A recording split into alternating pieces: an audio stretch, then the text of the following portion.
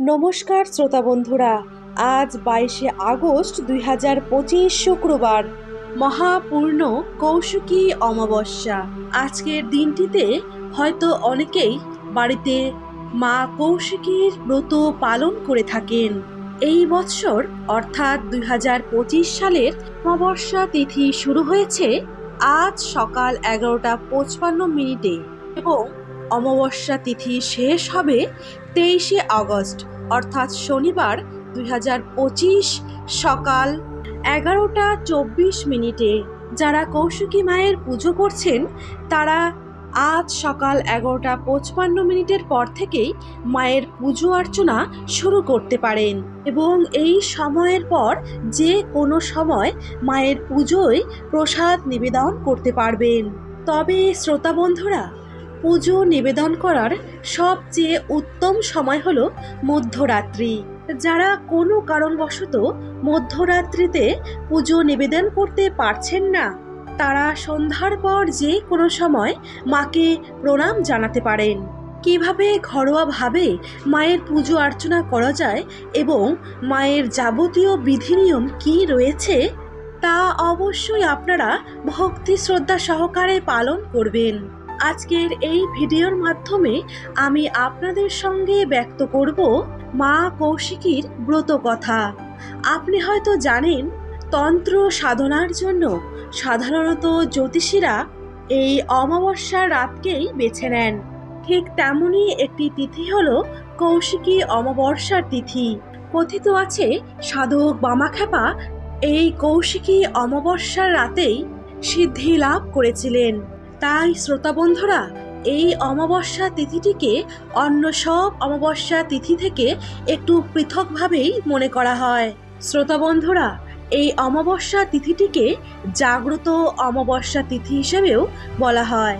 কথিত আছে এই অমাবস্যার ব্রত কেউ যদি রেখে থাকেন তথা আজকের দিনে যদি মা তারা বা কালী মায়ের পুজো করে থাকেন, তাহলে ব্রতকারীর জীবনে এবং তার পরিবারে সার্বিক কল্যাণ সাধিত হয়।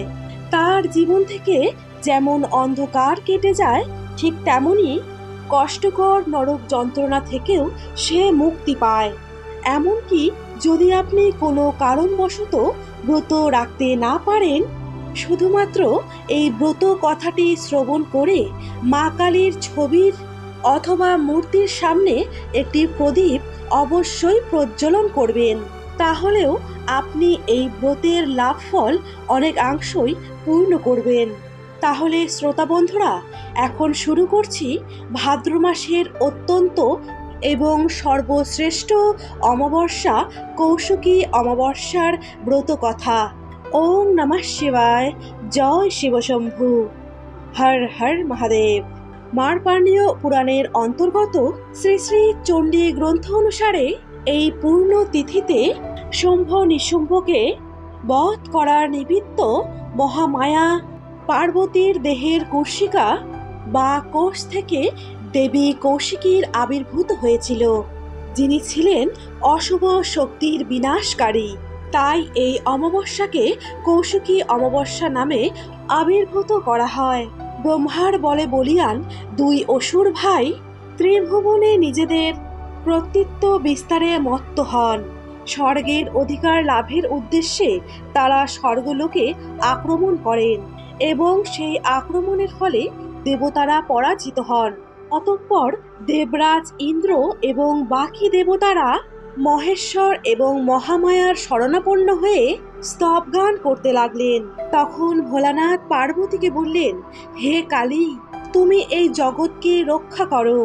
এতদিন মহাদেব পার্বতীকে শুধুমাত্র আড়ালে কালী বলে সম্বোধন করতেন। এরপর পার্বতী সকলের সামনে কালী নাম ডাক শুনে চূড়ান্ত অপমান বোধ করলেন। এর ফলে দেবী অত্যন্ত ক্রোধিত হলেন। ফলস্বরূপ তিনি মানব সরোবরের তরে কঠোর তপস্যায় লিপ্ত হলেন। দীর্ঘ তপস্যার পর তিনি মানস সরোবরের শীতল জলে অবগাহন করলেন এবং দেহের সকল কালিমা পরিত্যাগ করলেন।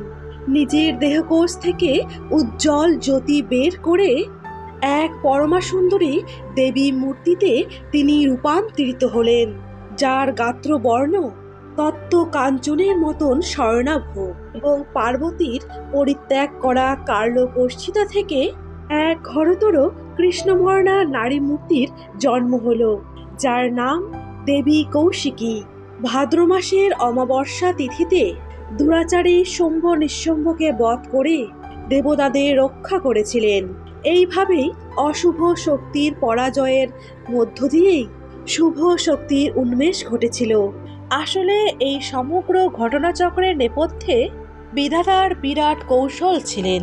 ব্রহ্মা বর দিয়েছিলেন যে শুম্ভ ও নিশুম্ভ অসুর ভ্রাতৃদ্বয়কে অজনীজাত নারীবাদীর অন্য কেউ বধ করতে পারবেন না।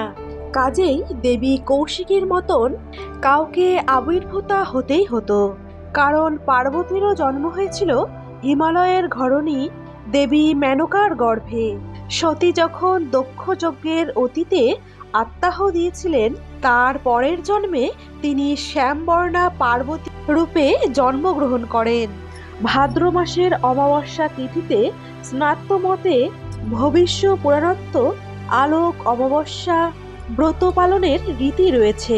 এই কারণে ভাদ্র অমাবস্যাকে আলোক অমাবস্যাও বলা হয়ে থাকে। ভাদ্র মাসের কৃষ্ণপক্ষ অমাবস্যা তিথিতে এই ব্রত উপলক্ষে বিষ্ণু এবং লক্ষ্মী মায়ের পুজো করা হয়। একবার দেবর্ষি নারদ পরিভ্রমণ করতে করতে যমালয়ে এসে উপস্থিত হলেন, কিন্তু সেখানকার নিকষ কালো অন্ধকারে ভীত দেহাল হয়ে এক সময় দিশেহারা বোধ করতে লাগলেন। তিনি যমলোকের দুয়ারে টকবক হয়ে ফুটতে থাকা অস্থি, কেশ এবং পচাগলা মাংস বাহিত বহিতরিঙ্গ নদী এবং সেখানে উপস্থিত যম কিঙ্করদের উৎপত্তি নরকীয় উৎপীড়নের ভয়ঙ্কর দৃশ্য পরিদর্শন করে অত্যন্ত শিউরে উঠলেন। এই মহাঘোর অন্ধকার এবং নরক যন্ত্রণা থেকে মুক্তির উপায় জানার অনুপ্রেরণা নিয়ে তিনি গমন করলেন ব্রহ্মার সকাশে। নারদমুনি ব্রহ্মাকে জিজ্ঞাসা করলেন, হে প্রজাপতি, যমদ্বারে কেন এত অন্ধকারের ঘনঘটা? কি উপায়ে এই প্রেতগণ ভয়ঙ্কর অন্ধকার নরক যন্ত্রণা থেকে মুক্তি পাবে? তখন ব্রহ্মা প্রত্যুত্তরে বললেন, একমাত্র আলোক অমাবস্যা ব্রত পালনই এই চরম যাতনা থেকে অব্যাহত করতে পারে। এই মহা ফলদায়ী ব্রত পালন করলে সপ্তম জন্মাঞ্চিত কর্মফল লাভব হয় এবং মৃত্যুর পর প্রেত যমলোকের দম বন্ধ করা অন্ধকারে নরক যন্ত্রণার প্রাপ্তি না হয়ে প্রকৃত রূপে ইষ্ট শ্রী হরির চরণে আশ্রয় লাভ করতে পারে। যিনি এই ব্রত পালন করেন শুধু তিনি নন, তার স্বামী, সন্তান, শ্বশুরকুল, পিতৃকুল, আত্মীয়গণ, এমনকি ভাতৃগণও যমলোকের অন্ধকার ভোগ করার থেকে রেহাই পায়। আলোক অমাবস্যা ব্রত ভাদ্র মাসের কৃষ্ণপক্ষের শুভক্ষণে শুরু করে একটানা 6 বছর পালন করতে হয়। এই ব্রত পালন করবার জন্য ব্রতীকে প্রতি বছর লক্ষ্মীনারায়ণ পূজার পাশাপাশি 2টি ঘিয়ের প্রদীপ এবং 4টি তিলের প্রদীপ জ্বালাতে হয় এবং 2 বছর হবিষ্যান্ন ও 1 বছর ফল আহার করে থাকতে হয়। ব্রতের শেষে বিপ্র এবং ব্রাহ্মণদের অবশ্যই ভোজন করাতে হয় এবং যথাযথ ভোজ্য ও দক্ষিণা প্রদান করতে হয়। ভাদ্র মাসের অমাবস্যার এই তিথিটিকে তারানিশি বলেও অভিহিত করা হয়। 10 মহাবিদ্যার দ্বিতীয়া দেবী মা তারা শুধুমাত্র হিন্দুদেরই দেবী নয়, তিনি বৌদ্ধ ধর্মাবলম্বীদেরও উপাস্য। আজকের এই তিথি তারা মায়ের অন্যতম তিথি বলে বিবেচিত করা হয়। যারা মন্দিরে বা বাড়িতে তারা মায়ের মূর্তি অথবা ছবি বা তারা মায়ের যুগল পদ্ম দিয়ে পুজো করবেন, তারা অবশ্যই পুজো করবার সময় 108 বার তারা মায়ের নাম মনে মনে জপ করবেন। তারপর প্রণাম জানানোর পর নিজের মনোকামনা মায়ের কাছে জানাবেন।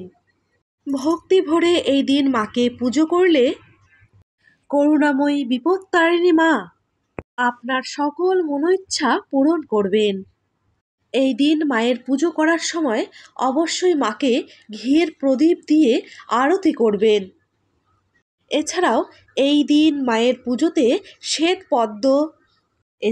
মায়ের পুজোতে বসার সময় কুশের আসন ব্যবহার করবেন।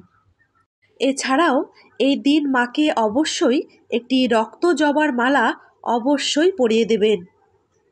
শ্রোতা বন্ধুরা, আশা করি মা কৌশিকীর এই ব্রত কথাটি শ্রবণ করে আপনাদের ভালো লেগেছে। যদি ভালো লেগে থাকে তাহলে অবশ্যই ভিডিওটিতে একটি লাইক করে দেবেন।